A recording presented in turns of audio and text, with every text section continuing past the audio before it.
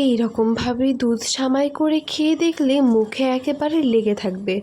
আর কোনোদিনও দুধ সামাই খাবো না এই কথা একদমই বলবে না। এই রকমভাবে অবশ্যই দুধ সামাই করে দেখবেন।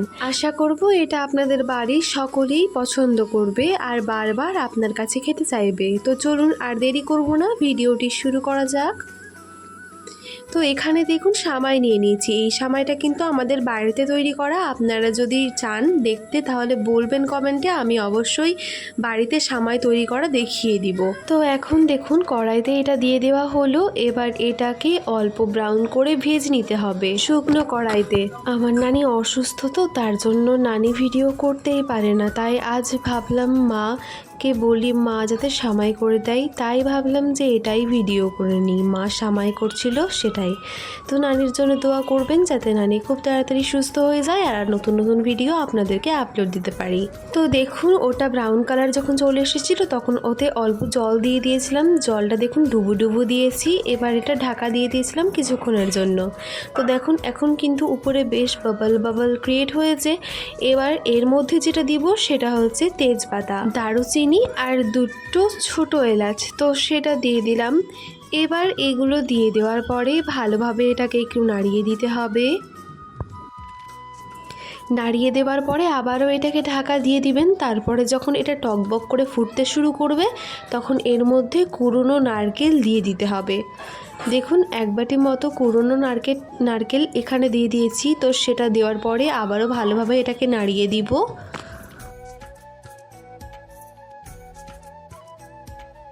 তারপরে এখানে দিয়ে দিয়েছি স্বাদ মতো চিনি। আপনারা আপনাদের স্বাদ অনুযায়ী চিনি দেবেন। তো এখানে আমরা এক বাটি মতো চিনি দিয়ে দিলাম। দিয়ে দেওয়ার পরে এটাকে ভালোভাবে নাড়িয়ে দিতে হবে। আস্তে আস্তে দেখুন চিনিটাও কিন্তু গলে গিয়েছে।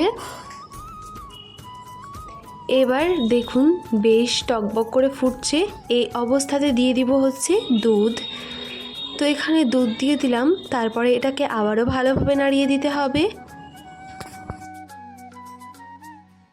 এবার আর কিছুই নয়, কিছুক্ষণ এইভাবেই ফুটিয়ে নেওয়ার পরে নামিয়ে নিতে হবে। তাহলেই আমাদের রেডি দুধ সামাই।